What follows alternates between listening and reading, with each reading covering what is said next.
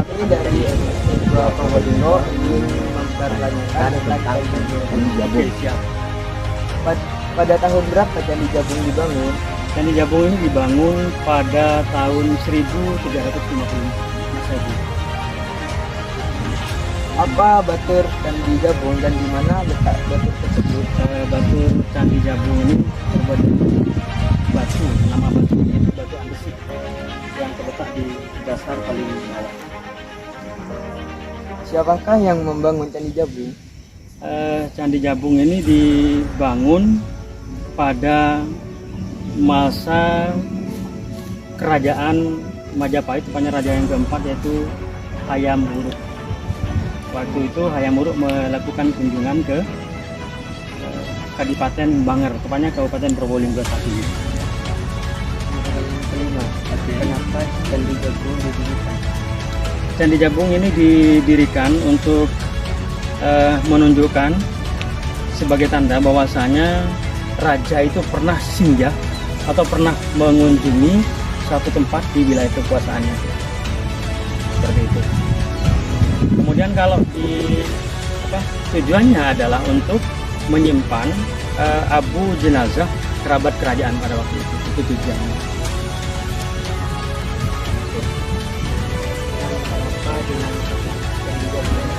Candi Jabung itu berasal dari nama salah satu kerabat kerajaan yang ikut berkunjung pada waktu itu. Ya. Sebetulnya Candi Jabung ini sendiri, Desa Jabung ini asalnya bukan Jabung, akan tetapi karena ada salah satu nama dari kerabat kerajaan yang meninggal pada waktu itu Sejabung, maka disebutlah candi ini dengan Candi Jabung dan abu jenazahnya diletakkan di dalam candi ini. Oke. Apa fungsi Candi Jabung pada masa dulu? Nah, oke.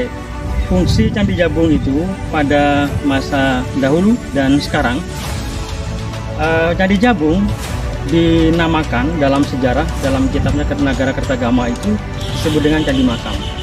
Kenapa kok disebut dengan Candi Makam?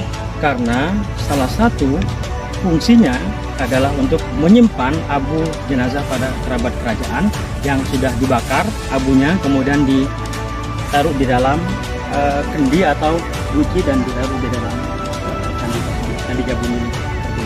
Nah, kalau saat ini fungsinya adalah sebagai tempat wisata dan tempat kita mengenang sejarah kejayaan bangsa Indonesia, dan harus kita tahu bahwasanya Indonesia itu pernah jaya masanya dipimpin oleh kerajaan Majapahit. Pertanyaan ke-8, bagaimana upaya?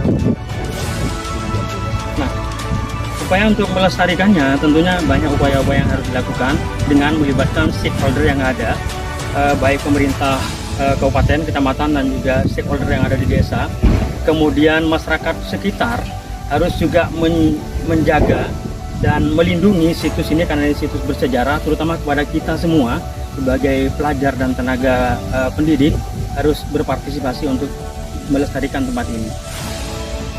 Pertanyaan ke-9, mengapa candi dibentuk seperti itu? Mengapa candi dibentuk seperti itu ya? Lagi-lagi ini ada beberapa makna filosofi ya. Kenapa kok baturnya kok seperti itu? Ini menunjukkan sebuah kekuasaan pada masa itu. Kemudian ini makna filosofi dalam kehidupan kita. Bentuk seperti ini menunjukkan demi tahap bahwasanya kita mengarungi kehidupan ini harus step by step untuk mencapai puncak gitu ya. Jadi dari langkah pertama, langkah kedua, tahap ketiga dan seterusnya untuk mencapai tujuan seperti itu. Pertanyaan terakhir, bagaimana pandangan orang sekitar terhadap Candi Jabung? Pandangan orang sekitar terhadap Candi Jabung ini, mereka memandangnya, ada yang memandangnya ini adalah tempat keramat ya, karena dikaitkan dengan keyakinan-keyakinan atau mitos-mitos yang ada. Itu padahal sebetulnya ini adalah bukan tempat keramat, bukan tempat yang memberikan mitos-mitos tertentu, akan tetapi tempat ini adalah tempat bersejarah di mana pernah disinggahi oleh salah satu raja yang memimpin Kadipaten Banger. Sekian dari kami. Terima kasih atas video. Terima kasih juga. Maaf.